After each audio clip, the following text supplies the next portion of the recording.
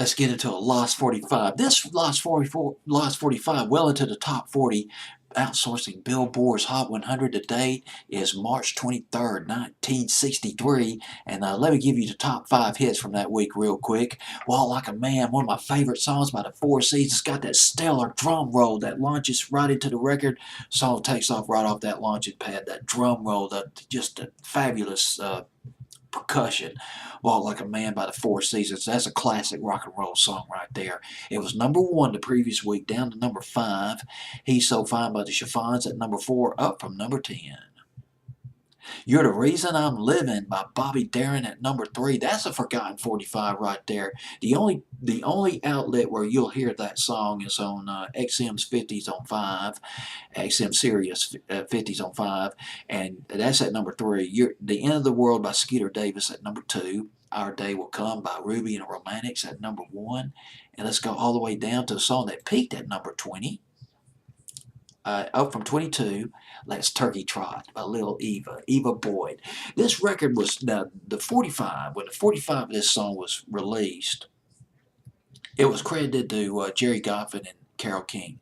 Carole King did not write this record. She wrote a lot of great songs with Jerry Goffin, but not this one. It was produced by Jerry Goffin.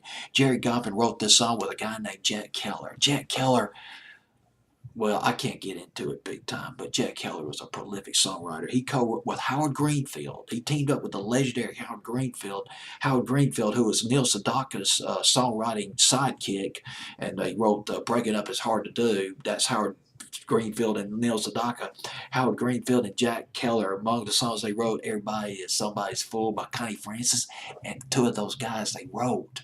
Yes, they did. Yes. Fetus and Blue Jeans. Jack Keller and Howard Greenfield. Fetus and Blue Jeans. Mona Lisa in a ponytail. Remember that? 1962.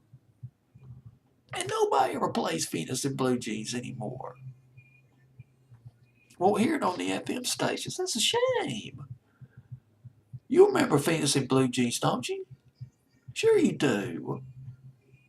Well, they wrote it. Howard Greenfield and Jack Keller. Well, Jack Keller teamed up with Jerry Goffin. They wrote the song Let's Turkey Trot. Little Eva's 3rd top 40 hit.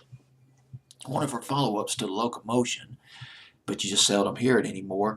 Now, here's the thing about this Let's Turkey Trot. I did a little research on the Turkey Trot. This was a sort of a youth counterculture dance back in the 1900s. Between 1900 to 1910, it was a wild dance done by youth, by the young people, and it was done to a fast ragtime record. One of the ragtime records that this dance was done to was Maple Leaf Rag by Scott Joplin. Of course, all this sounds really old now. It sounds even old and trite now, over 100 years later, but back then, you got to understand, this is at the tail end of the Victorian period. As a matter of fact, the Turkey Trot didn't even last that long. It lasted for about 10 years. It was more or less replaced by the Foxtrot. Of course, the Foxtrot was maybe a little bit of a risque dance, but it was more based on waltz, a little bit more conservative dance steps than the Turkey Trot.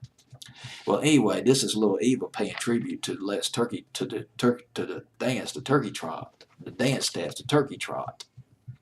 Kind of saying turkey too much. Oh my goodness. Well, anyway, 3rd single is off the Dimension label. Jerry Goffin and Jack Keller wrote it. How about that? That's a dynamic songwriting team. Song peaked at #20, up from 22 the previous week.